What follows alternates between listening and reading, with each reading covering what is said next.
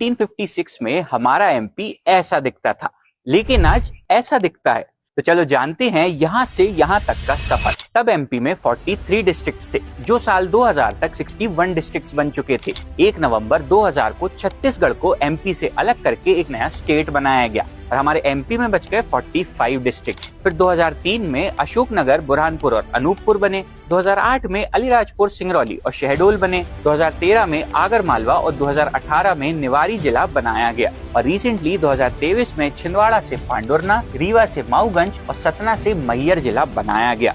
और आज 1 नवंबर को एमपी फाउंडेशन डे पर हमारे पास टोटल 55 जिले हैं। तो बताओ आपका जिला कौन से ईयर में बना था? और अगर कुछ नया पता चला हो तो शेयर करो ये वीडियो सबके हिस्से और देखते रहो एमपी के अनसीन किस्से। भारत की सबसे पुरानी नदी है हमारी मां नर्मदा, जो हिमालय से भी ज्यादा पुरानी कहलाती है। तभी तो यहाँ 15 करोड़ साल पुराने फॉसिल्स मिले थे। नर्मदा नदी मध्य प्रदेश के अमरकंटक हिल्स से निकलती है और सतपुड़ा और विंध्य के बीच से होते हुए महाराष्ट्र, गुजरात के रास्ते लगभग 1300 किलोमीटर का सफर तय करती है और फाइनली अरेबियन सी के गल्फ ऑफ खंबात में जा मिलती है। नर्मदा रिवर भारत का 3% ज्योग्राफिकल एरिया कवर करती है और भारत की सबसे लंबी वेस्ट में बहने वाली नदी है, जिस पर कपिलधारा फॉल्स, धुआंधार फॉल्स, ओमकारेश्वर और महेश्वर जैसी खूबसूरत जगहें हैं। नर्मदा नदी पर बहुत से इम्पोर्टेंट डैम्स बने हैं, जैसे कि बरगी डैम, इंदिरा सागर डैम और सरदार सरोवर डैम, जो कि एमपी, महाराष्ट्र, गुजरात और राजस्थान के करोड़ों लोगों को पीने का और सिंचाई का पानी पहुंचाती है। ऐसे ही थोड़ी हम नर्मदा को अपनी मैया बोलते हैं। तो जिन्हें भी नर्मदा नदी के बारे में कुछ नहीं पता, शेयर करो ये वीडियो उनके हिस्से और देखते रहो एमपी के अनसीन किस्से।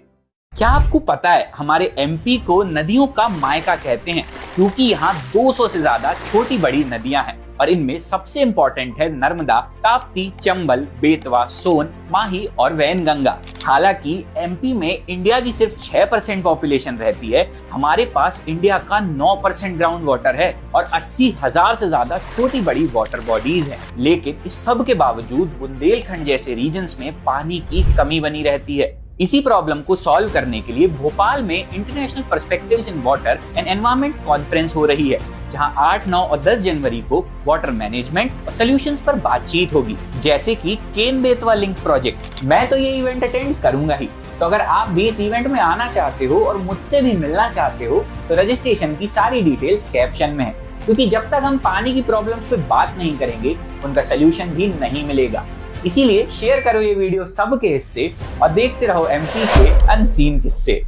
हमारे मध्य प्रदेश के चीफ मिनिस्टर्स कौन कौन थे, आओ जानते हैं। सबसे पहले थे रविशंकर शुक्ल, जो 1950 से 56 तक सीएम रहे, जिनकी डेथ के बाद भगवंत राव मंडलोई 22 दिन के लिए एक्टिंग सीएम बने। फिर 57 से 62 तक कैलाशनाथ काटजू सीएम बने। 62 से 63 तक भगवंत राव मंडलोई दोबारा सीएम रहे। उनकी इस्तीफा देने के बाद द्वारका प्रसाद मिश्र 63 से 67 तक सीएम बने। 67 से 69 तक भूपेंद्र नारायण सिंह। फिर 13 दिन के लिए नरेश चंद्र सिंह। 69 से 72 तक श्याम चरण शुक्ल। 72 से 75 तक प्रकाश चंद्र सेठी और फिर 75 से 77 तक दोबारा श्याम चरण शुक्ल सीएम रहे, जिसके बाद 54 डेज का प्रेसिडेंट्स रूल लगा दिया गया। फिर 77 से 1980 में 3 बार सीएम बदले गए और दोबारा प्रेसिडेंट्स रूल लगा दिया गया। फिर फाइनली 20 साल बाद किसी सीएम ने अपना 5 साल का टेन्योर पूरा किया, जब 1980 से 85 तक अर्जुन सिंह एमपी के सीएम रहे। उनके बाद 85 से 88 मोतीलाल वोरा, 88 से 89 दोबारा अर्जुन सिंह, फिर वापस से मोतीलाल वोरा और 86 दिनों के लिए श्यामा चरण शुक्ल सीएम रहे। फिर 1990 से 92 तक सुंदरलाल पाटवा सीएम रहे, जिसके बाद 1 साल का प्रेसिडेंट्स रूल चला। फिर 93 में सीएम बने दिग्विजय सिंह, जो 2 सेशंस के लिए 10 साल तक सीएम रहे। फिर एमपी की पहली और इकलौती फीमेल सीएम बनी उमा भारती 2003 से 2004 तक। फिर 2004 से 2005 तक बाबूलाल गौर और 2005 से 2018 तक एमपी के लॉन्गेस्ट सर्विंग सीएम रहे शिवराज सिंह चौहान। फिर 2018 से 2020 तक कमलनाथ सीएम रहे और 2020 से 2023 दोबारा शिवराज सिंह चौहान सीएम बन गए। फाइनली 2023 में बने हमारे current CM doctor Mohan Yadav. तो बताओ कि आपके हिसाब से एमपी में सबसे अच्छा काम किस सीएम ने किया था? और शेयर कर दो ये वीडियो सबके हिस्से और देखते रहो एमपी के अनसीन किस्से। हमारे एमपी को सिर्फ नर्मदा से पानी नहीं मिलता, क्योंकि एमपी में 9 बड़ी नदियां हैं जिनके बारे में आपको कोई आइडिया ही नहीं है। 9th पे है कटनी से निकलने वाली केन नदी जो लगभग 450 किलोमीटर लंबी है। 8th पे है विदिशा से निकलने वाली सिंध नदी जो 470 किलोमीटर लंबी है। 7th पे है सिवनी से निकलने वाली वैनगंगा नदी जो 570 किलोमीटर लंबी है। फिर 6th पे है धार से निकलने वाली माही नदी जो लगभग 600 किलोमीटर लंबी है। 5th पे है रायसेन से निकलने वाली बेतवा नदी जो लगभग 600 किलोमीटर लंबी है। फिर 4th पे है बैतूल से निकलने वाली ताप्ती नदी जो लगभग 724 किलोमीटर लंबी है। 3rd पे है अमरकंटक से निकलने वाली सोन नदी जो लगभग 780 किलोमीटर लंबी है। 2nd पे है इंदौर के जानापाव से निकलने वाली चंबल नदी जो 965 किलोमीटर लंबी है। और एमपी की सबसे लंबी नदी है अमरकंटक से निकलने वाली हमारी मां नर्मदा जो लगभग 1300 किलोमीटर लंबी है। तो बताओ क्या आपके जिले से किसी नदी का उद्गम होता है? और एमपी की ऐसी ही वीडियोस के लिए मुझे फॉलो कर लो। जैसे राजस्थान का उदय विलास पैलेस और कर्नाटका का मैसूर पैलेस पूरी दुनिया में मशहूर है, ऐसे ही एमपी में कौन कौन से पैलेस हैं? ग्वालियर में है एमपी का सबसे बड़ा पैलेस जय विलास पैलेस, और ग्वालियर फोर्ट के अंदर है मान मंदिर पैलेस, कर्ण महल, विक्रम महल और गुजरी महल। मांडू में है रानी रूपमती महल, जहाज महल, हिंदोला महल, अशरफी महल, बास बहादुर पैलेस और नीलकंठ महल। दतिया में है 7 मंजिल का दतिया पैलेस। मंडला में है मोती महल, इंदौर में है राजवाड़ा पैलेस और लालबाग पैलेस। जबलपुर में है मदन महल, चंदेरी में है कोशाक महल और राजा रानी महल, और रीवा में है गोविंदगढ़ पैलेस। फिर ओरछा में है जहांगीर महल और शीश महल, और राजधानी भोपाल में है रानी कमलापति पैलेस, गुहार महल, शौकत महल, जहानुमा पैलेस और नूरुस्सभा पैलेस। तो बताओ आपके शहर में कौन सा पैलेस है? और शेयर कर दो ये वीडियो सबके हिस्से और देखते रहो एमपी के अनसीन किस्से। भारत के सबसे ज्यादा आदिवासी रहते हैं हमारे मध्य प्रदेश में, जहां 46 अलग अलग जनजातियां हैं जो एमपी की 21% पॉपुलेशन बनाते हैं, जिसमें से महाकौशल और बघेलखंड में सबसे ज्यादा बैगा और कोल जनजाति रहती है। फिर हमारे मालवा रीजन में सबसे ज्यादा भील जनजाति रहती है जो पॉपुलेशन के हिसाब से एमपी की सबसे बड़ी जनजाति है। फिर निमाड़ और आसपास के जिलों में रहते हैं कोरुकू जनजाति। ग्वालियर और चंबल वाले रीजन में सबसे ज्यादा सहरिया जनजाति रहती है, और हमारी गोंड जनजाति लगभग एमपी के हर जिले में रहते हैं। इसके अलावा एमपी में इतनी सारी जनजातियां हैं जो लगभग 10 अलग अलग भाषाएं बोलते हैं। तो बताओ आपके जिले में सबसे बड़ी जनजाति कौन सी है? और जिन्हें एमपी के आदिवासियों के बारे में कुछ नहीं पता, शेयर करो ये वीडियो उनके हिस्से और देखते रहो एमपी के अनसीन किस्से।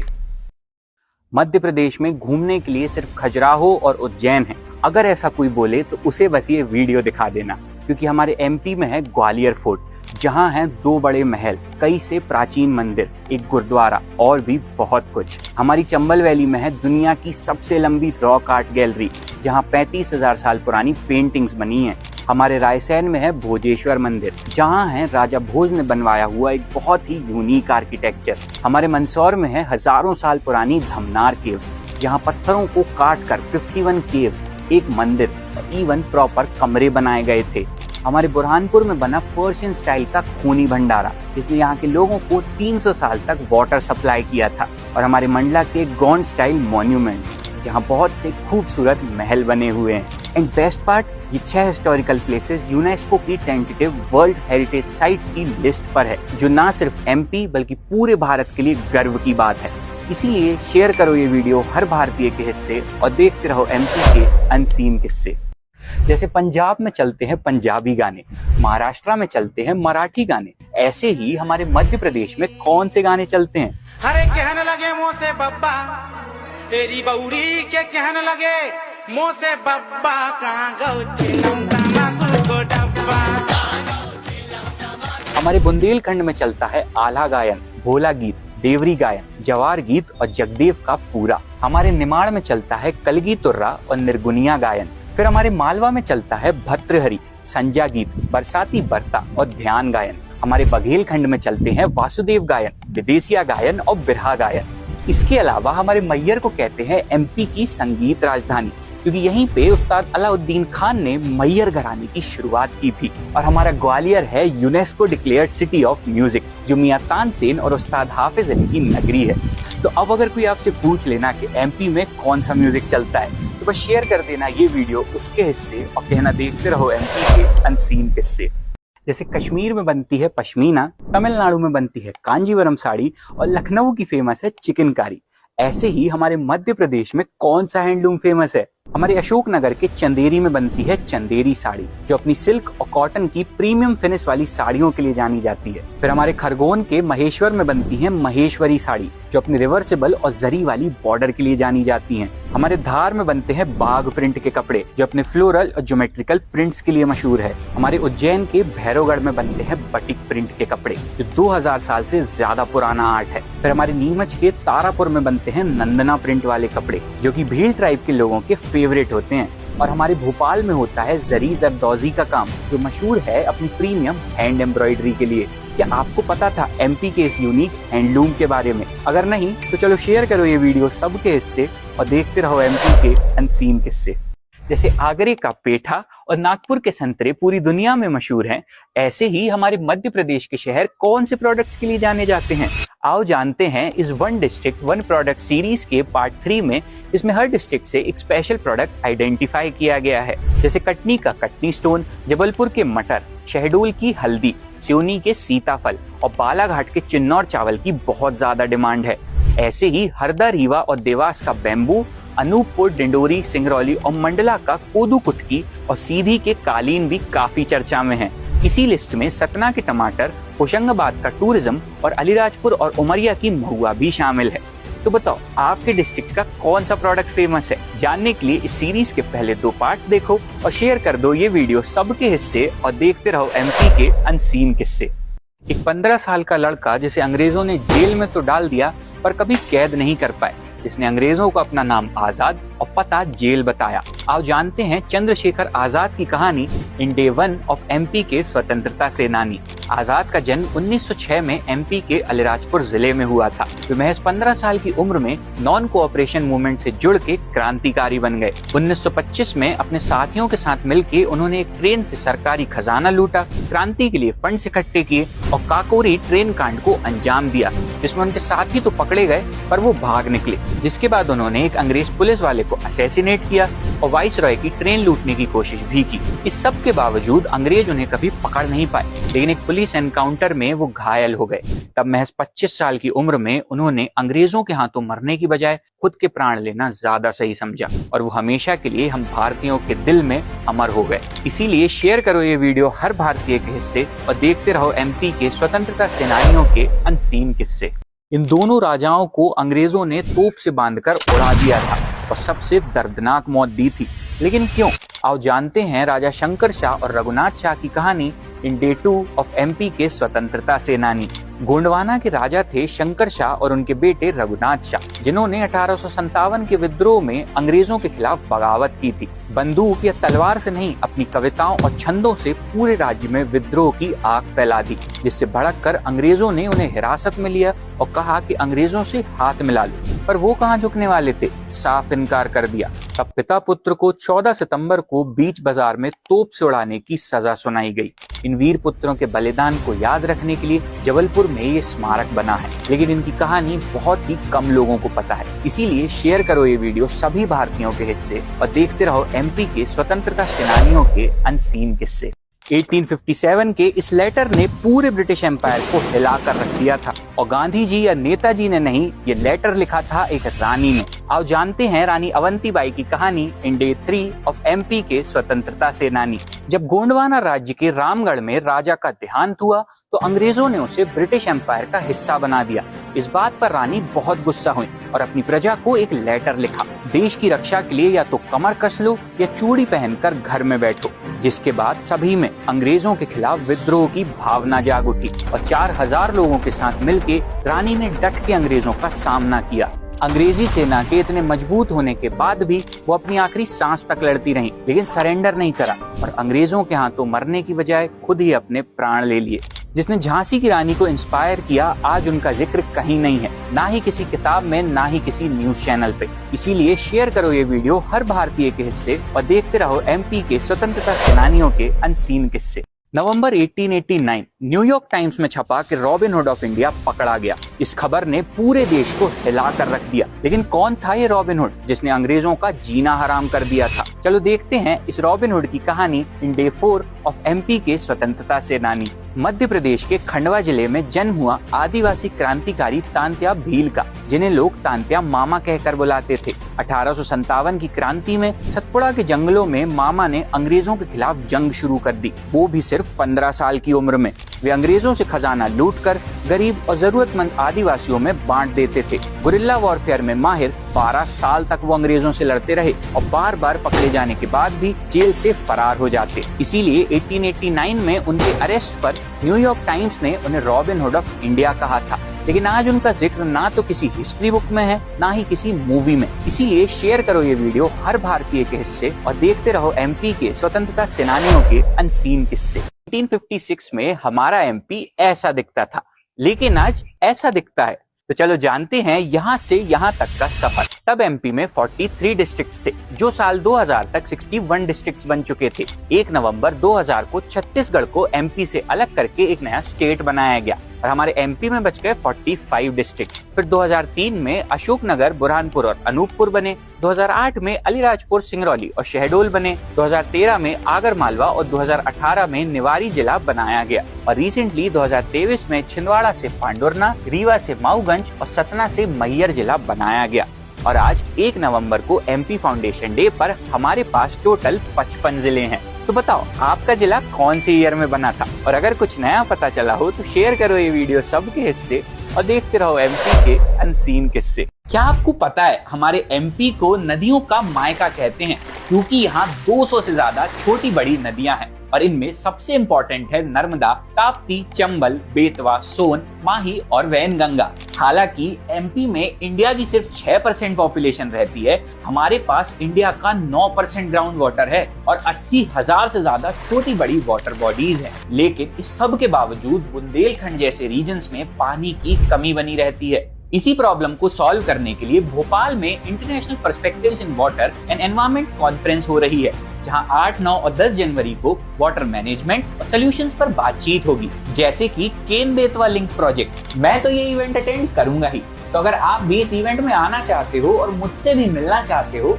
तो रजिस्ट्रेशन की सारी डिटेल्स कैप्शन में है, क्योंकि जब तक हम पानी की प्रॉब्लम्स पे बात नहीं करेंगे उनका सोल्यूशन भी नहीं मिलेगा। इसीलिए शेयर करो ये वीडियो सबके हिस्से और देखते रहो एमपी के अनसीन किस्से। भारत की सबसे पुरानी नदी है हमारी मां नर्मदा, जो हिमालय से भी ज्यादा पुरानी कहलाती है। तभी तो यहाँ 15 करोड़ साल पुराने फॉसिल्स मिले थे। नर्मदा नदी मध्य प्रदेश के अमरकंटक हिल्स से निकलती है और सतपुड़ा और विंध्य के बीच से होते हुए महाराष्ट्र, गुजरात के रास्ते लगभग 1300 किलोमीटर का सफर तय करती है और फाइनली अरेबियन सी के गल्फ ऑफ खंबात में जा मिलती है। नर्मदा रिवर भारत का 3% ज्योग्राफिकल एरिया कवर करती है और भारत की सबसे लंबी वेस्ट में बहने वाली नदी है, जिस पर कपिलधारा फॉल्स, धुआंधार फॉल्स, ओमकारेश्वर और महेश्वर जैसी खूबसूरत जगहें हैं। नर्मदा नदी पर बहुत से इम्पोर्टेंट डैम्स बने हैं, जैसे कि बरगी डैम, इंदिरा सागर डैम और सरदार सरोवर डैम, जो कि एमपी, महाराष्ट्र, गुजरात और राजस्थान के करोड़ों लोगों को पीने का और सिंचाई का पानी पहुंचाती है। ऐसे ही थोड़ी हम नर्मदा को अपनी मैया बोलते हैं। तो जिन्हें भी नर्मदा नदी के बारे में कुछ नहीं पता, शेयर करो ये वीडियो उनके हिस्से और देखते रहो एमपी के अनसीन किस्से। जैसे राजस्थान का उदय विलास पैलेस और कर्नाटका का मैसूर पैलेस पूरी दुनिया में मशहूर है, ऐसे ही एमपी में कौन कौन से पैलेस हैं? ग्वालियर में है एमपी का सबसे बड़ा पैलेस, जय विलास पैलेस, और ग्वालियर फोर्ट के अंदर है मान मंदिर पैलेस, कर्ण महल, विक्रम महल और गुजरी महल। मांडू में है रानी रूपमती महल, जहाज महल, हिंदोला महल, अशरफी महल, बाज बहादुर पैलेस और नीलकंठ महल। दतिया में है 7 मंजिल का दतिया पैलेस। मंडला में है मोती महल, इंदौर में है राजवाड़ा पैलेस और लाल बाग पैलेस। जबलपुर में है मदन महल, चंदेरी में है कोशाक महल और राजा रानी महल और रीवा में है गोविंदगढ़ पैलेस। फिर ओरछा में है जहांगीर महल और शीश महल और राजधानी भोपाल में है रानी कमलापति पैलेस, गुहार महल, शौकत महल, जहानुमा पैलेस और नूरुस्सभा पैलेस। तो बताओ आपके शहर में कौन सा पैलेस है और शेयर कर दो ये वीडियो सबके हिस्से और देखते रहो एमपी के अनसीन किस्से। भारत के सबसे ज्यादा आदिवासी रहते हैं हमारे मध्य प्रदेश में, जहां 46 अलग अलग जनजातियां हैं जो एमपी की 21% पॉपुलेशन बनाते हैं, जिसमें से महाकौशल और बघेलखंड में सबसे ज्यादा बैगा और कोल जनजाति रहती है। फिर हमारे मालवा रीजन में सबसे ज्यादा भील जनजाति रहती है, जो पॉपुलेशन के हिसाब से एमपी की सबसे बड़ी जनजाति है। फिर निमाड़ और आसपास के जिलों में रहते हैं कोरुकू जनजाति। ग्वालियर और चंबल वाले रीजन में सबसे ज्यादा सहरिया जनजाति रहती है और हमारी गोंड जनजाति लगभग एमपी के हर जिले में रहते हैं। इसके अलावा एमपी में इतनी सारी जनजातियां हैं जो लगभग 10 अलग अलग भाषाएं बोलते हैं। तो बताओ आपके जिले में सबसे बड़ी जनजाति कौन सी है? और जिन्हें एमपी के आदिवासियों के बारे में कुछ नहीं पता, शेयर करो ये वीडियो उनके हिस्से और देखते रहो एमपी के अनसीन किस्से। एमपी में सिर्फ उज्जैन नहीं है, शिव जी के 10 अनोखे मंदिर हैं जो हमें उनका सबसे बड़ा भक्त बनाते हैं, क्योंकि 12 में से 2 ज्योतिर्लिंग हमारे उज्जैन के महाकालेश्वर मंदिर और खंडवा के ओमकारेश्वर में है। फिर मंदसौर में है पशुपतिनाथ मंदिर जहां भारत की इकलौती 8 मुखी शिवलिंग है, और यहीं है धर्मराजेश्वर मंदिर जिसे एक सिंगल चट्टान को काट कर बनाया गया था। हमारे रायसेन के भोजपुर में है 1000 साल पुराना भोजेश्वर महादेव मंदिर। हमारे पचमढ़ी में 1300 मीटर की ऊंचाई पे है चौरागढ़ महादेव मंदिर, और यहीं पर है जटाशंकर जिसे शिव जी का दूसरा घर माना जाता है। फिर हमारे खजुराहो में है कंदरिया महादेव मंदिर जो कि अपने इरोटिक स्ट्रक्चर्स के लिए मशहूर है, और अपने मुरैना में है ककनमठ मंदिर जिसे भूतों ने सिर्फ एक रात में बनाया था। और हमारे शहडोल में है 1100 साल पुराना और 70 फीट ऊंचा विराटेश्वर मंदिर। तो बताओ कि आप इनमें से कौन कौन से मंदिर गए हो, और एमपी की ऐसी ही वीडियोस के लिए मुझे फॉलो कर लो। एमपी से देश के लिए कोई खिलाड़ी खेलता ही नहीं है, ऐसा कहने वालों को ये वीडियो शेयर करके बताओ कि हमारे सागर ने देश को दिए हैं golden boy of MP, Koodo champion Sohail Khan. Sehore से कपिल परमार पैरा जूडो में देश के लिए ब्रॉन्ज लाए थे। जबलपुर ने देश को दिए हैं मशहूर हॉकी खिलाड़ी रूप सिंह और pistol shooter Rubina Francis. Ratlam ने देश को दिए हैं क्रिकेटर आशुतोष शर्मा, और हमारे रीवा ने देश को दिए हैं क्रिकेटर कुलदीप सेन। भोपाल ने देश को दिए हैं शूटर सुनिधि चौहान और क्रिकेटर्स अनिकेत वर्मा और मंसूर अली खां पटौदी। फिर भिंड से है कनोई चैंपियन पूजा ओझा और पैरा स्विमर सत्येंद्र सिंह लोहिया। नर्मदापुरम के हॉकी खिलाड़ी विवेक सागर प्रसाद ओलंपिक्स में ब्रॉन्ज लाए थे। ग्वालियर से है पैरा कनोई चैंपियन प्राची यादव, और इंदौर ने देश को कई क्रिकेटर्स दिए हैं जैसे लेजेंडरी राहुल द्रविड़, आवेश खान, रजत पाटीदार और वेंकटेश अय्यर। तो बताओ कि आपके जिले से भारत के लिए कौन से खिलाड़ी खेलते हैं, और एमपी की ऐसी ही वीडियोस के लिए मुझे फॉलो कर लो। हमारे मध्य प्रदेश के चीफ मिनिस्टर्स कौन कौन थे, आओ जानते हैं। सबसे पहले थे रविशंकर शुक्ल जो 1950 से 56 तक सीएम रहे, जिनकी डेथ के बाद भगवंत राव मंडलोई 22 दिन के लिए एक्टिंग सीएम बने। फिर 57 से 62 तक कैलाश नाथ काटजू सीएम बने। 62 से 63 तक भगवंत राव मंडलोई दोबारा सीएम रहे। उनकी इस्तीफा देने के बाद द्वारका प्रसाद मिश्र 63 से 67 तक सीएम बने। 67 से 69 तक भूवन नारायण सिंह। फिर 13 दिन के लिए नरेश चंद्र सिंह। 69 से 72 तक श्याम चरण शुक्ल। 72 से 75 तक प्रकाश चंद्र सेठी, और फिर 75 से 77 तक दोबारा श्याम चरण शुक्ल सीएम रहे, जिसके बाद 54 डेज का प्रेसिडेंट्स रूल लगा दिया गया। फिर 77 से 1980 में 3 बार सीएम बदले गए और दोबारा प्रेसिडेंट्स रूल लगा दिया गया। फिर फाइनली 20 साल बाद किसी सीएम ने अपना 5 साल का टेन्योर पूरा किया, जब 1980 से 85 तक अर्जुन सिंह एमपी के सीएम रहे। उनके बाद 85 से 88 मोतीलाल वोरा, 88 से 89 दोबारा अर्जुन सिंह, फिर वापस से मोतीलाल वोरा, और 86 दिनों के लिए श्यामा चरण शुक्ल सीएम रहे। फिर 1990 से 92 तक सुंदरलाल पाटवा सीएम रहे, जिसके बाद 1 साल का प्रेसिडेंट्स रूल चला। फिर 93 में सीएम बने दिग्विजय सिंह जो 2 सेशंस के लिए 10 साल तक सीएम रहे। फिर एमपी की पहली और इकलौती फीमेल सीएम बनी उमा भारती 2003 से 2004 तक। फिर 2004 से 2005 तक बाबूलाल गौर, और 2005 से 2018 तक एमपी के लॉन्गेस्ट सर्विंग सीएम रहे शिवराज सिंह चौहान। फिर 2018 से 2020 तक कमलनाथ सीएम रहे, और 2020 से 2023 दोबारा शिवराज सिंह चौहान सीएम बन गए। फाइनली 2023 में बने हमारे current CM doctor Mohan Yadav. तो बताओ कि आपके हिसाब से एमपी में सबसे अच्छा काम किस सीएम ने किया था, और शेयर कर दो ये वीडियो सबके हिस्से और देखते रहो एमपी के अनसीन किस्से। हमारे एमपी को सिर्फ नर्मदा से पानी नहीं मिलता, क्योंकि एमपी में 9 बड़ी नदियां हैं जिनके बारे में आपको कोई आइडिया ही नहीं है। 9th पे है कटनी से निकलने वाली केन नदी जो लगभग 425 किलोमीटर लंबी है। 8th पे है विदिशा से निकलने वाली सिंध नदी जो 470 किलोमीटर लंबी है। 7th पे है सिवनी से निकलने वाली वैनगंगा नदी जो 570 किलोमीटर लंबी है। फिर 6th पे है धार से निकलने वाली माही नदी जो लगभग 600 किलोमीटर लंबी है। 5th पे है रायसेन से निकलने वाली बेतवा नदी जो लगभग 600 किलोमीटर लंबी है। फिर 4th पे है बैतूल से निकलने वाली ताप्ती नदी जो लगभग लगभग 724 किलोमीटर लंबी है। थर्ड पे है अमरकंटक से निकलने वाली सोन नदी जो लगभग 780 किलोमीटर लंबी है। सेकंड पे है इंदौर के जानापाव से निकलने वाली चंबल नदी जो 965 किलोमीटर लंबी है। और एमपी की सबसे लंबी नदी है अमरकंटक से निकलने वाली हमारी मां नर्मदा जो लगभग 1300 किलोमीटर लंबी है। तो बताओ क्या आपके जिले से किसी नदी का उद्गम होता है? और एमपी की ऐसी ही वीडियोस के लिए मुझे फॉलो कर लो।